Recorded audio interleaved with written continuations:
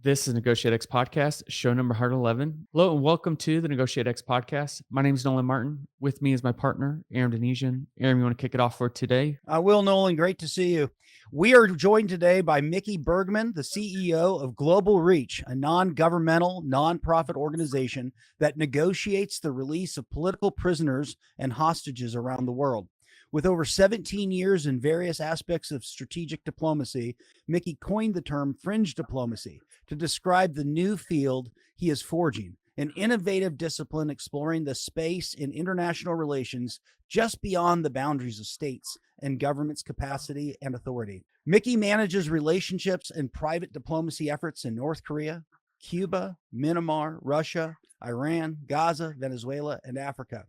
Nominated twice for the Nobel Peace Prize in 2019 and 2023, alongside the late former Governor Bill Richardson, Mickey has led his teams at Global Reach and the Richardson Center to facilitate the release of more political prisoners than any other organization. Mickey creates new political capital by leading professional exchange programs to frontier countries such as North Korea, Myanmar, Cuba, Lebanon, and others. Prior to his work with Global Reach, Mickey was vice president and executive director of the Richardson Center for Global Engagement, executive director of the Global Alliances Program at the Aspen Institute, and is a professor at Georgetown's University School of Foreign Service, where he teaches about emotional intelligence and international relations. He was also a consultant to the Clinton Global Initiative. Mickey's book, In the Shadows, True Stories of High-Stakes Negotiations to Free Americans Captured Abroad, came out in June of 2024. He has also published numerous articles and opinion pieces in the New York Times, the Washington Post, and others. He was recently honored with the 2023 James W. Foley Legacy Foundation American Hostage Freedom Award and serves on the Center for Strategic International Studies Commission on Hostage Taking and Wrongful Detention. Mickey is a native of Tel Aviv and former combat officer in the Israeli Defense Forces. He holds a master's degree in foreign service from Georgetown University. Mickey, welcome to the Negotiate podcast.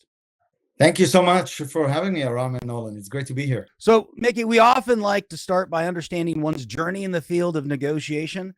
Curious about what drew you into this line of work, and specifically, could you share a little bit about the late former Governor Bill Richardson's influence and impact on you? Yeah, it's actually like everything else. It's a funny coincidence and stories. It's not like I grew up thinking, oh, I want to be a hostage negotiator. I never knew that field existed. Certainly not political prisoners. Although, can I say, Mickey, if children knew that field existed, they might say they want to grow up and be a hostage negotiator. I could see that. So that when I got the award from the Foley Foundation, the one that you mentioned, they filmed my daughter in this little tribute video. She was 9 at the time. And the director interviewed and asked her, like, do you know what your dad does? And she's like, yeah, he negotiates for the release of the wrongfully detained. And he was like, wow, do you think it's a good thing? And her response was, well, I mean, it's good. I guess if I can't find anything else to do, I might take over. So I'm not sure that that's the dream of every kid. But I actually, as a recent graduate from Georgetown University, I started working at the Clinton Global Initiative just when it started in 2005. And I did some project through that in Darfur on the border of Sudan and Chad. And one day I get a phone call to my office with a very, very grumpy kind of voice on the other side. She says, "This Mickey Bergman." I said, yeah, this is Governor Bill Richardson of New Mexico. I need you to pack your stuff and get your ass to Santa Fe. You're coming with me to Khartoum. And it's not that I didn't know Governor Richardson. I didn't know the man existed at that time. And I had about 48 hours to figure out whether this is an opportunity of a lifetime or the dumbest thing I do before my head gets separated from my body, because I was not even an American citizen yet. I was, I'm Israeli. I came here after service in the military, and Sudan and Israel, 2006, 2007, not at a good place. There was a state of war. And so I consulted with some of my colleagues and friends at the Clinton Global Initiative and others, and decided that I'm going to fly to Santa Fe, have lunch with the governor out of respect, and then after lunch, explain to him the situation and very respectfully bow out of the mission. That was the agreement I had with my wife. And I went to Santa Fe, we had the lunch, it was fun. And then I said, Governor, I need to tell you something. Not only am I Israeli, I'm an officer in reserves in the IDF. if things go bad, they go really bad really quickly. I don't want to risk the mission. I think it's better for me not to go. And he looked at me. He's like, no, Mickey. I vouch for you with this Sudanese. I told him that I know you for 6 years. They have a problem with you. They have a problem with me, and we're all leaving. And then he stopped and he started laughing. He said, you know what I'm famous for? And I was like, what is that, Governor? He's like, I get people out of jail. So worst comes to worst, you spend a couple of months in the Sudanese jail. Think what it will do to your career. And then my wife likes to tell the story, the end of it, which is her picking up the phone when I called her from Santa Fe with jet engines in the background, telling her, I have to go with this guy. And so that's how it started. And I went with him to Khartoum, a very small delegation, very specific mission, but it blew my mind because I saw how he does. And yes, he was governor, but he went as a private citizen. It was at the request of the Save Darfur coalition at the time. And I saw how he's able to leverage his personal relationship with the then President Bashir to get a ceasefire, a unilateral ceasefire to allow the rebels to have a political unification conference. And some of the tactics that I saw with him in negotiations there that I had to intellectualize, but for him, it was an instinct. It was a gift, a natural thing for him. And every time I would tell him the years after, when I worked with him for 17 years, and he's like, Governor, what you did here is this. And he looks at me, whoa, enough of this riffraff. You just do it. Because for people that have that as an instinct, as a gift, they don't need to intellectualize it. They don't understand why we spend time trying to analyze and understand it so we can learn from it. That's how I started, and that's also a little piece of Governor Richardson's personality and influence. I know there was great affection there. It's quite a loss. I know you referred to him as Gov, probably both a term of endearment and respect. I would like to have been just on that phone call when you negotiated with your wife with the jet engines in the background and saying, hey, I'm not coming home. I'm heading to Khartoum. Yeah, well, so it even gets more funny with this because what I told her was, hey, no, I talked to the governor. I think it's safe. I'm going to Khartoum. It's all good, but I will never set foot in Darfur. That's too dangerous. Then fast forward 3 days and she sees a report on CNN with the governor in Darfur and me in the background. Got him. Tiny step. Can you tell us a bit about Global Reach, the type of work that you call fringe diplomacy, and maybe an example of what it looks like once you get involved in a hostage or unjust imprisonment situation? Yeah, so Global Reach, we are a non-for-profit, non-government organization. We work on behalf of families of hostages and prisoners at their request at absolutely no cost to them. We raise our funds elsewhere. The non-government part of it is really important as well, because that means that we do not work for any government. We do not receive funds from governments. In the past, with the Richardson Center, we did have grants from foreign governments every now and then because we needed to survive. But we don't take money from governments in Global Reach, definitely not from the US government, which means that our fiduciary responsibility is to the families. They are the clients. They're the ones that we work on. And it doesn't mean that we're going counter to government, especially the US government. It just means that we collaborate when it makes sense. And sometimes we butt heads a little bit when that makes sense. Because from our perspective, we have one job, and that is to get the person back home. We are advantaged by this because every person inside the government, policy people, staff and stuff, they have a whole vast array of interests that they need to keep. And it's very complicated. If it's a prisoner in Russia or in Iran or in Venezuela, there's so many bilateral issues that come to play, and we respect those, but we have no authority in what say in them. We are just focused on that. So we're able to insulate the issue itself into a humanitarian issue, which sometimes is an advantage that the government doesn't have, because as you can imagine, let's say, we decide with the Russians, we're American government, we decide the Russians, we're going to meet in Turkey, we're going to talk about the prisoners, and we have 5 Russians, 5 Americans before the first word is even said. The weight of the war in Ukraine, nuclear stability, all of the bilateral issues make it impossible to have a conversation that is insulated. When we step into this, we talk about all these issues. I mean, they talk to us about all these issues, but we have no authority. So it's fine. You sit there, you let it simmer. We actually learn a lot from it. But our mandate and our authority is just to talk about that. And they respect that over time. There's a learning curve there, but then we're able to insulate the issue, define what a pathway looks like to bring somebody home. And then if we have that, we need to convince our own government that it's worthwhile.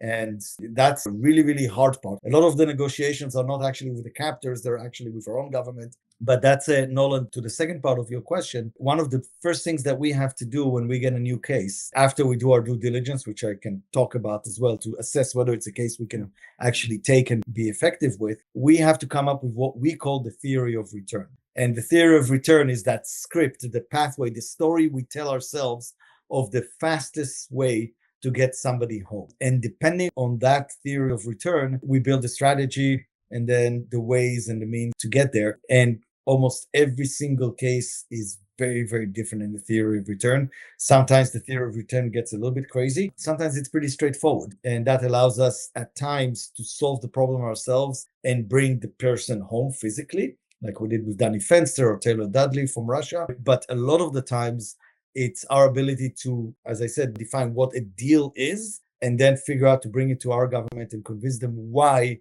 it is the best way at this time to get somebody home. When you go to these countries, in these hostile countries, typically, as you view them as an American, how are you welcomed? Do they facilitate you in speaking with the government? Is it relatively, how exactly? I'm just trying to figure out how that actually happens. Yeah, so we have one of the famous jokes that we would tell each other when we go on a mission with Governor Richardson at the time. It's like, hey, if we get caught, there's no Governor Richardson to take us out. So we need to be very careful. And there are risks in this, but we calculate the risks. The first principle, we don't go to a country unless we're invited by leadership, because otherwise we're putting ourselves in risk. We're just going to make the problem bigger. So we insist on being invited by leadership. Sometimes it takes a lot of time to do that. When Otto Warmbier was taken in North Korea, it took us about 6 months for me to actually travel to Pyongyang. And those 6 months was not me trying to figure out schedule. It was us trying to work with the North Koreans of what is the reason and the way to get invited in order to talk. Because as you can imagine, none of these countries are going to say, oh, yeah, no, you're welcome to come to negotiate over a political prisoner we have. Because what political prisoner? There isn't no political prisoner. There's just criminals. Danny Fenster from Myanmar took us 3 months to be able to get the invitation. And it's important because once you're invited by a leader, again, things can go wrong. We're not arrogant enough not to believe that things can go wrong, because they can, and they have in the past at times. But there's an ability to mitigate that risk. You're a guest of a leader. You respect that. Sometimes it means that you say things that are for the purpose of bringing somebody home, not because necessarily it's your conviction. And that's kind of part of this. And I have this, my wife hates when I say that, but I have a weird line in the sand when I determine where I should go and where I should not go. And that is, if something bad really happened, in the 5 seconds before it happened, do I know why it happened and by who? If the answer is yes, then I can mitigate. If the answer is no, I can't go. So for me, being an American, being an Israeli, being Jewish, funny enough, in North Korea, nobody wants to go after me because I'm Israeli or Jewish. They want to go after me because I'm American. It feels really good. But in Iran, even when we're invited by the president, we have been invited by the president, that doesn't mean that if something bad happens, we know who's doing it and what. Are they doing it because I'm American, because I'm Israeli, because I'm Jewish? Who is doing it? The Revolutionary Guard, the supreme leader, the prime minister? So I can't physically go. So when we negotiate with the Iranians, we do it in a third country. You've already started to answer my next question, which is describing the key characteristics and challenges of high stakes negotiations. Just for listeners, is there anything you would add that they need to understand when you're operating in these environments in terms of what the situation often looks like? There are several principles for me that I'm doing, because I do, the negotiations that we do is very different than the traditional government, national interest negotiations. I'm a huge believer in the elements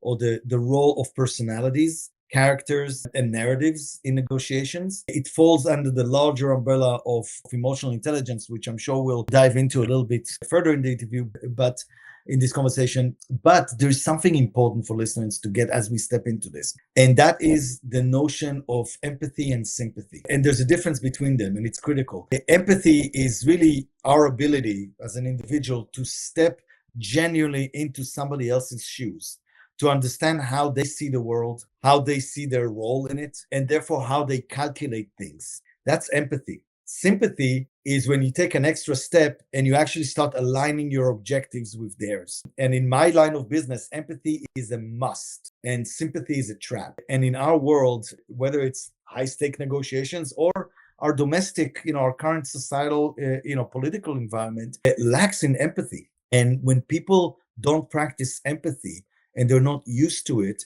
they very often confuse empathy or conflate empathy and sympathy.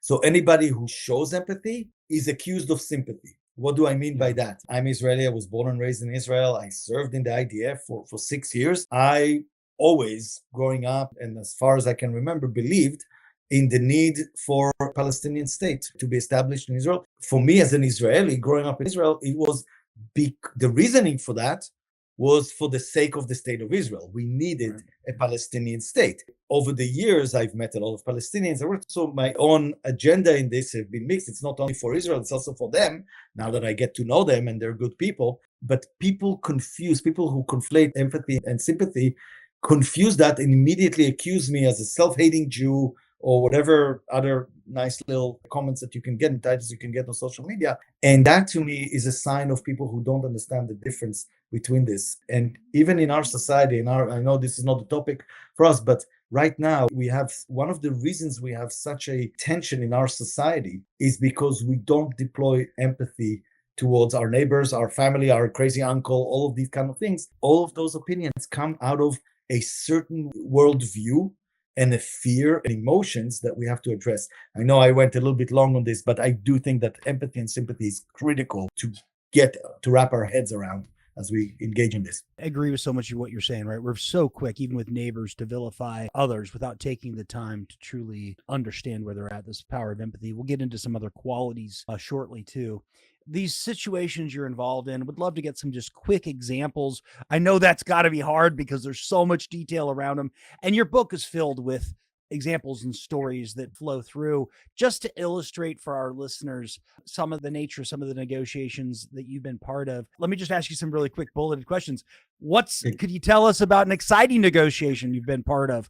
Perhaps one where the outcome appeared highly dubious until it just suddenly came together. Sure. I think that, by the way, I have to say again, not to pull on the fun of it, but there is with every single win that we have, there's losses embedded, and with every great losses, and we have a lot of losses, there are little wins, and we have to take that as a part of this, and we're having a light conversation. The topic is very heavy at times, most of the time. I think one of my favorite stories of successful negotiations was actually Danny Fenster, who was a journalist from Detroit who was held in Myanmar by the military government over there. That was 2021, so about 3 years ago. And the reason for that is because we were able to, the US government, after the coup in Myanmar, stopped communications with the military government. There's an embassy there, a very vibrant embassy, significant one, with great ambassador at the time and always good foreign service officers there. But the policy was not to talk to the government.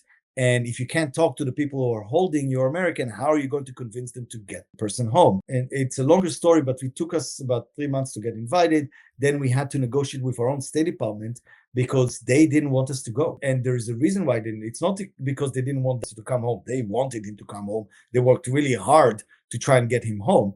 But they were worried, and they couldn't articulate that to us. They were worried that if we go to the leader of the military government and we ask them for Danny Fenster, he will ask for something in return from the US government that the US government is not willing to give. And that was not our orientation. We had a whole history in Myanmar of engagement there with Aung San Suu Kyi before, and with the differences, elements of society. And the key to us, once we got invited and we went in, I knew we had one meeting with the leader. We had a bunch of meetings before with other ministers. Again, we didn't go to negotiate the release of a political prisoner. We went to negotiate a solution for COVID vaccines for children, because that was in the middle of the pandemic. But we knew that there was one meeting with the leader. And I had a failure with Aung San Suu Kyi 3 years before, because I assessed her wrong in a part of the negotiations with her. There were 2 Reuters journalists that she was having, and that was a terrible outcome for us. We had to run away from the country before we ourselves get detained. Ironically, that failure, that public fight with Aung San Suu Kyi, gave us an in with the military government that took over when they removed her from power. And so when I went this time, I swore to myself, I'm not going to fail this. And so I studied the leader. I studied the general. I watched every single video I can find of his speeches, his interviews. He doesn't speak English. I promise you, I don't speak Myanmar. That's not what I was looking for. I was looking for something about him, his character, something that I think that I can grab, that we can orient our meetings and our agenda towards. And what I found, when you think of a general, a head of a military that just removed the great Aung San Suu Kyi, who, unlike me, actually won the Nobel Prize, not just nominated, to be a charismatic, bombastic, like kind of like a leader. And that's not what I saw. I saw a man who is small in size, soft in his voice, an introvert, clearly an introvert in this, which is just unique enough to pique our interest to figure out, okay, how do we do this then? What do we do with this? And we realized that when we have this last meeting with him, one, we never raise the issue of Danny Fenster with the general in front of other people, because then he'll have to dig in and we won't get what we want. We need to isolate him and the governor in one-on-one. And so the plan was, we talk COVID, we do all these things. And then towards the end of the meeting, the governor says, hey, General, can you and I just spend some time, you, me, and your translator, just 5 minutes. And then I wrote a few talking points for the governor on a piece of paper that he would take with him there and accidentally leave behind, because it's a trait of the business. You always do it. So you write it like that. It was my handwriting. They don't know. It doesn't matter. But the first point for the governor is to sit with the general to say, General, I've been doing this for 30 years. I've met tons of leaders, heads of states, heads of militaries. They tell you're supposed to be loud and you're supposed to be bombastic. No, you have a different kind of leadership. You have a quiet kind of leadership. It's extremely powerful, my friend. Don't let anybody tell you otherwise. And with that specific message, we sent 2 nonverbal messages to him. Number one, this is not just a meeting on the agenda that the governor goes to. He spent time, he invested in him, he learned him a little bit, he saw him, he studied him. And second, and most important to me, it was a message that's saying that thing that you might think is a source of insecurity for you, I see as a strength, because we all know that the expectations from leadership are such, and if you don't have that personality, you have some sense of insecurity in this. And that meeting from 5 minutes turned into 45 minutes conversation. I know about it because the governor left afterwards and told me how, as soon as he said that, the leader took his glasses off and they went into a very personal conversation about leadership. How the general never intended to be the head of the state. He wanted to be the head of the military, and that his family is mad at him because now their lives have changed. And all of this kind of very personal stuff, which allowed the governor to move into the second point, which was, look, I'm going to get criticized publicly for being here. People say that I appease you, that I legitimize you. I don't care. I'm a politician. I have thick skin. Let them criticize me. I'm here because I love the people of Myanmar and I love the country and I want to help. But if you want to help me with my critics, there is this kid here, Danny Fenster, that you're holding. If you give him to me, it will shut up all of my critics. And the leader asked him a couple of questions, whether Danny Fenster is a big deal. And the governor said, yeah, it's a big deal if you listen to him, but I don't want you to do that because of that. I want you to do it for me as a friend. And on the spot, the leader decided to give us Danny Fenster. Now, he said it's going to take him 2 weeks and we can't tell anybody, which was a whole other story. And it's in the book and it's funny. It was successful at the end, but that was one of the best examples that I have in negotiations, how emotional intelligence actually turned. We gave nothing. There was no request from the US government. There was nothing in return. It was just that. Amazing. So much in there in terms of framing, the work you did in studying this leader, just really powerful. And then the connection that Gov made. If we could we shift to, you termed a loss earlier, and we know that you have those. How about when you think about a discouraging negotiation where you thought you had something coming together until it suddenly fell apart? And what did you do about that? Yeah, unfortunately, even with the success stories, remember the average time to get somebody home, and it varies a lot, but the average is about 2.5 years. Wow. These are 2.5 years in which you fail every single day until one day you succeed. And there are parts of it in which there are weeks in which nothing happens, and then there are hours in which decades happen, as they like to say in the Middle East. In this, I think one of the most radical roller coaster rides that I've had was around Otto Warmbier. And 2 specific roller coasters parts of these roller coaster rides that I can mention here. The first one was actually when I was in Pyongyang. And that was about September 2016. He was there already at that point for about 8 months being held, something like that, I think. It was just before the elections in the US that were happening in November. And the fact that the North Koreans, for them, we figured out, it took us a long time, we figured out, we went. My official reason for going was to negotiate the return and recovery of remains of US servicemen from the Korean War, because there's about more than 5,000 still there. And that's the topic that the North Koreans want to engage in.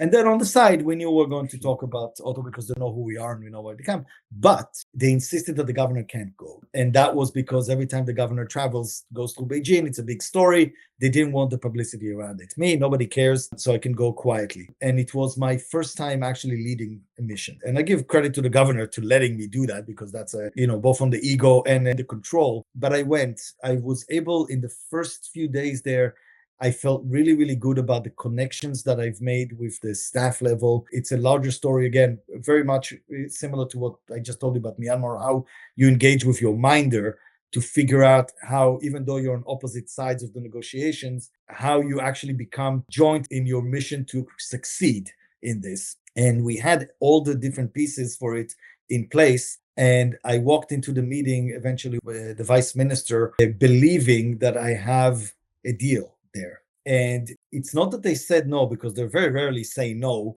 but it was clearly not a yes. And I left that meeting, and it was all happening relatively quickly. And I left that meeting, and the minder, his name was Kim, we made a bond between us. He was not allowed in the meeting, of course, because he's a lower level, but he's the one that wrote the memo. That's why we collaborated on that and were hopeful. And he got all the signals that it would go well. He saw my face when we walked out, and I don't have a poker face. It's one of my traits. And he saw it, it's like, and he looked at me, it's like, he went like this, no? And I said, no. And we went into the car.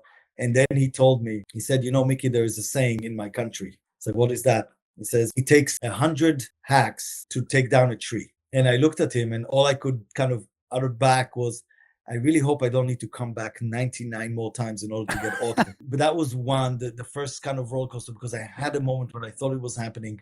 The second one was actually when Otto returned, because even though we were very involved in all the negotiations and the back and forth, this was one of the cases in which actually it was a State Department official that did the last part of it. And so we knew it was coming, but we didn't know exactly the details. And I was driving, it was 5 a.m., I was dropping my wife and my daughter at the airport. They were heading out upstate New York, and my phone rings, and I can see it, friend and Cindy, Otto's parents. And I was like, oh, here it comes. This is the call I was waiting for. And I answer, and it's like, give me the good news. And they're on the other side, and they tell me, hey, he just crossed the airspace. He's coming home. And I was just in one of the biggest highs that I had in my life, because for the last 18 months, all I did, I was obsessed with this work over Otto. I've never met Otto before, but I had dreams about bringing back. I had nightmares about other eventualities, and I was so excited. And then I heard Fred's voice, but there's a problem. It's like, what is that? It's like, we don't know the details of it, but he's apparently in a coma. And everything just crushed. And, we have our cognitive biases. I have an optimism kind. I was trying to explain to myself in my head, oh, maybe it's a purposely induced coma just for the travel, to blur him up and stuff. It will be okay. And I flew to Cincinnati, and I was there when he arrived, and I saw him at the hospital. I just had existential crisis of what it is that I'm actually doing, because here I was, completely failed the family. And I remember with Cindy, I just kept crying, and all I could say is like, I'm so sorry, I'm so sorry, I'm so sorry. And Cindy, his mother, gave me a hug in his room next to his bed, and she said, because of you and the work you've done, I was able to hug my son while his body was still warm. And it's, you go, again, wins, losses, but that was devastating. I'm sorry to hear that. What a tough experience, especially as your first time where your boss gives you the reins to go out there. Yeah, I know that one's difficult, but continue having the impact that you've had. And as you see, there's no but to this. It was a huge loss. And following that tragedy, we were able to retrieve a lot of remains. Now, it's not a trade. It's not something that, but we did this. It's just the complexity of this work. Because of this, we had to come to grips, me and my counterparts in North Korea, of how we deal with our relationship with what just happened, and be honest about it, and yet maintain it. And there's a lot of stuff about this also. I write about it in the book. But yeah, it's devastating. You mentioned kind of this interesting dynamic between the mother I'm sure that dealing with families is definitely difficult when you're dealing with these hostages or captured individuals. How did your negotiation skills help in communicating, even encouraging families going through the unimaginable? Yeah, I actually don't separate between negotiations with captors, our own government, and not even with families. So, because it's not, I define negotiations a little bit different than the traditional way, and maybe I should have started with it. The common way of looking at negotiations is that kind of a transaction, a give and take, a zero sum way, maybe not a zero sum, but the transactional part of it. And I like to look at negotiations as our ability to influence somebody else's behavior and decision making. And when you look at it that way, yes, there's a lot of transactions in it and deals and exchanges, but it's a little bit more than that, or a lot more than that for me. And so I look at these relationships with the families as one of those ongoing relationships. When you're a family and something like that happens to you, very rarely does the family know anything about the country their loved ones is being taken. It's their thing, it's their life, they're doing stuff. But overnight, they're thrown into a huge, international geopolitical crisis with so many players, so much misinformation and disinformation thrown at them, so many people coming to them and telling them what they absolutely must do or must not do. And most people with the best intentions, but very few of them have ever worked it. And then you have the government. And when you have all of that, you have to trust the government, your own government. Over time, you start understanding the complexities in government and the individuals in governments, different offices and their interests and how they're looking at it. And I am extremely aware that that's what the families are going through. And so the last thing that we want to do is to add to that complexity and to that, the tormenting part of it. Because think about it, every single day, these families are asked to make decisions, multiple decisions. Each of these decisions can be the decision that might bring their loved ones home or might cost them a week, a month, a year, or their lives. And it's an impossible burden. That's why we actually never reach out to families proactively. They come to us. Even if it takes time, that's fine.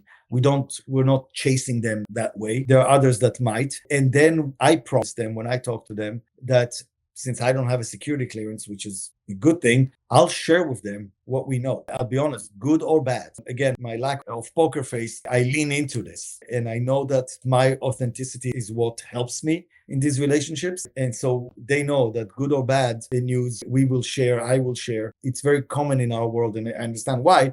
When you don't have good news or when you have bad news, you just stop communicating because it's really uncomfortable to provide bad news or even no news. That's not the best in this kind of thing. You need to communicate. You need to be honest about it.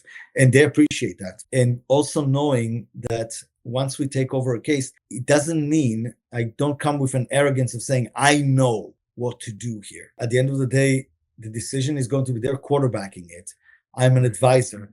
I'm able to tell them what it is that we think, how we think we can do this, but I still need them to say yes or no to it. And when they come up with ideas or there are other tracks, there are other people do that to assess whether we tell them, look, we don't think that will help, but it won't hurt. So go ahead and try it because they need to do something, or whether we say, actually, this will damage what it is that we're doing. So you need to decide between one or the other approach. And we always say, like, look, if you choose another path with somebody else, that's fine. We don't get insulted. We understand what you're going through and stuff like that. So there's a lot of that. But these families, even though, funny enough, the prisoners, I very rarely meet them. When they come home, lately I meet them more than in the past because I don't have any role in their lives afterwards. But they also don't know who we are and what we've done. The families are becoming part of my family. And those relationships continue. Your work is clearly personal. I can only imagine the emotional toll that this sort of work and the roller coaster takes you on sometimes. How do you take care of yourself, Mickey, and ensure that you're able to recharge and remain emotionally, mentally healthy after having been neck deep in some really awful situations? Yeah, it's a good question. There's a saying that you see people running and you say, oh, why are people running? They're running because they're running away from something. Well, I run long distances. I do marathons. And my daughter and I love to do the Disney marathon weekend, which we're heading over there now because it's January. All these I do something called the Dopey Challenge over there, which is you run the 5K, the 10K, the half marathon, and the marathon in 4 days, the whole weekend. That is dopey. That's exactly. Or it's dope. Dopey. I can show you the medal. The medal is dopey with spinning eyes because it's that crazy. So I find running to be the place where my mind quiets down, better processing. I just feel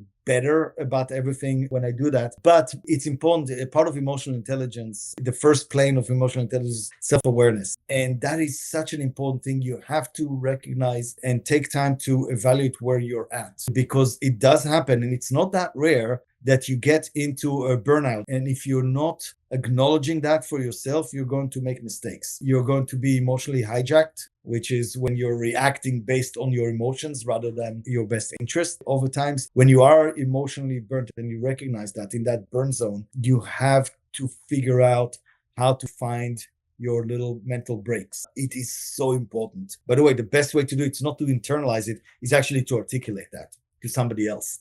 Because once you articulate it, it's like addiction. Once you admit that you have a problem, now you're starting to deal with it. Now, being in a burnout zone is temporary. But if you don't treat it, you're going to be burnt out and you're done. So making sure that you recognize once you enter the zone to take care of yourself, even if it means like, hey, I need 2 days, no meetings, because every single meeting, especially with families, is, you're an empath. You take on the pain. That's my personal motivator in this. So you have to know how to take that break. And last, I have to say, I have my daughter is now 11. My daughter and my wife, they're a great grounding force for me. It's not oh, you're so great. You did. No, they bring me down. They'll remind me how not so great I am. That humbles and is really actually good. You mentioned empathy as an important skill. What do you look for in terms of qualities when you're bringing on a new negotiator onto your team, and kind of what does the onboarding or training look like for these new members? So as you say, we don't have a big team. We have a small team. At the Richardson Center, before the governor died, we were basically 2 people, the governor and myself, and a couple of advisors or consultants that we took. One is a former ambassador, Cameron Hume, and one is Steve Ross, who was specifically working on Myanmar and Bangladesh for us. With Global Reach, we actually have more resources because we have a chairman is backing us up financially in a better way that we had in Richardson. And so I have a team. And those teams it's not assistances. These are executives. These are C-level and people. So we have a former head of the FBI hostage recovery fusion cell. After his retirement, we brought him back from retirement. To this, we have another who used to be NSC and corporate intelligence who comes in on the strategy. So we don't have a large team, but we recruited about 6 months ago, we recruited one last piece of our team, an individual named Stacia. And I can tell you, at first, she's fantastic. So it's one of the first times that I've met somebody who can do what I do better than me, even though, she's like 5 years behind me on this, but it's great. It's fantastic to see that. The most important thing for me is emotional intelligence, is to be able to see it. And you can figure out emotional intelligence very quickly if somebody has it. Emotional intelligence, yes, some people are born with it, some people are not born with it, but it's certainly a learned skill. You can improve on it if you spend time, if you dedicate yourself. I'm an Israeli born male. Emotional intelligence is not exactly our brand. That's something that I had to learn from scratch. I had a great teacher. It's 2 teachers. One is Governor Richardson, who never intentionally taught me that, but he just did it and I saw it. And my second one is my wife, who I've learned emotional intelligence, the definitions and all of that. I just took it from our personal life into the professional. It is something that is so important in negotiations to me. The 4 planes of it, the ability of self-awareness, which you can see in a second in a person. And if you have that self-awareness, the second plane is self-management.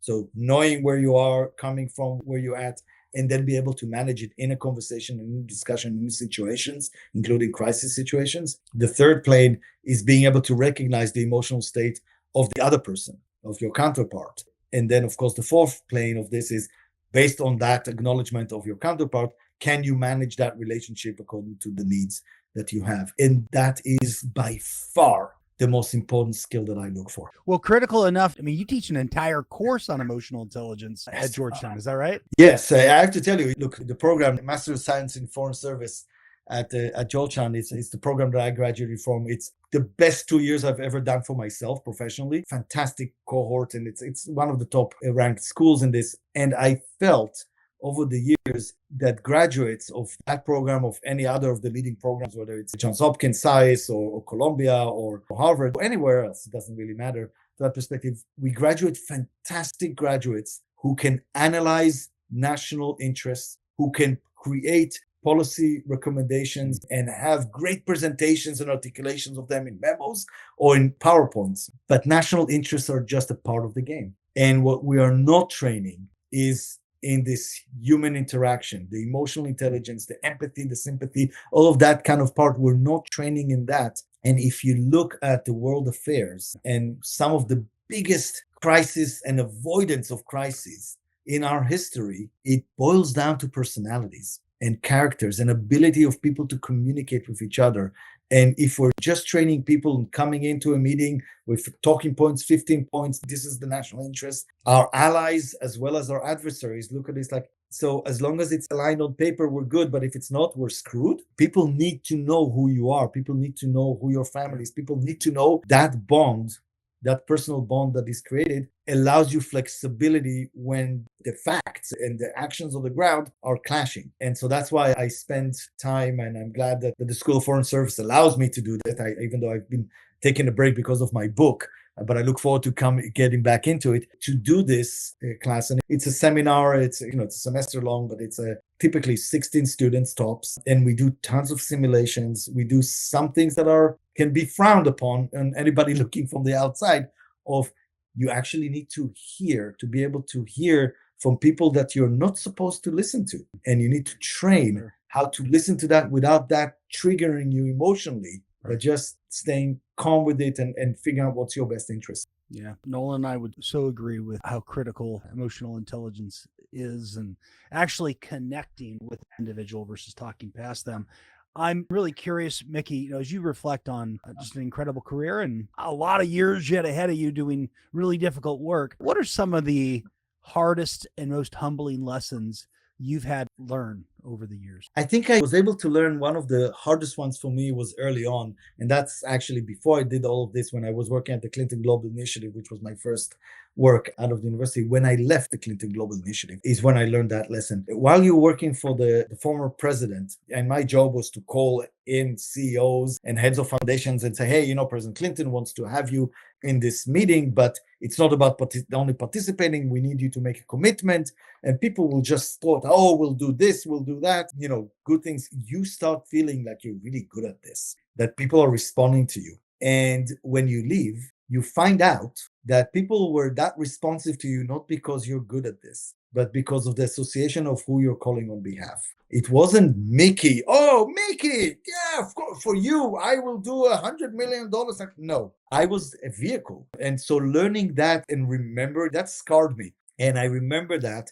And look, a year and a half ago, I had to face it myself. And this time I came to it with eyes wide open. When the Governor Richardson passed away, September of a year and a half ago, almost, I knew very well that so many of the contacts that I have are likely because of my association to him. And that's why I spent so much time in developing and deepening my personal relationships with those people. And I knew that that's going to be a time of testing whether I succeeded in that or not. And when he passed away, we were 2 weeks away from traveling to Caracas, Venezuela. There were quite a few Americans being held there. And we had an idea. We had a thing that we worked with before and a solution to this. And we were going in mid-September to do this. And then the governor passed away, surprisingly. And the first thing that I felt was a personal loss. It was 4 a.m. when I got the phone call from his wife, Barbara. The second thing I thought was, oh, shit, our mission to Venezuela,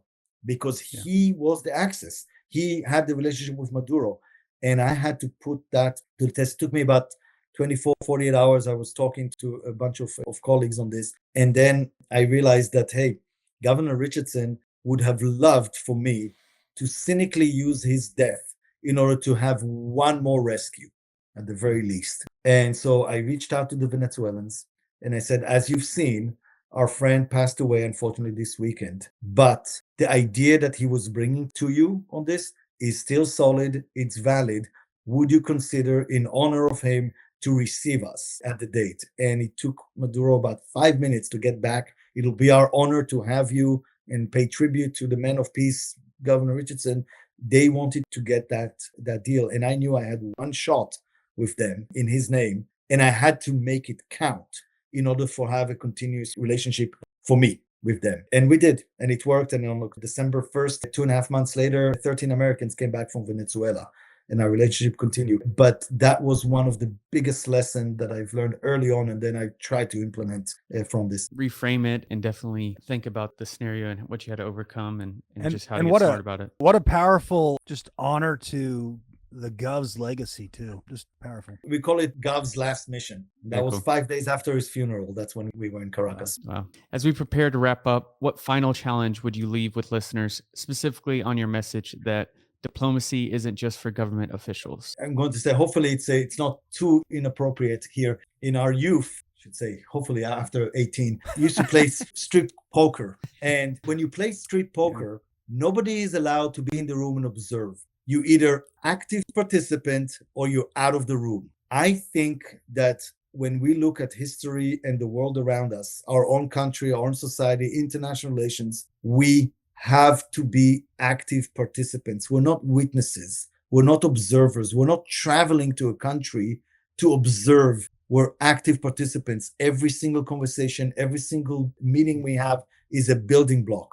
And we have to know it and to appreciate that that's what it is. Again, internationally and domestically.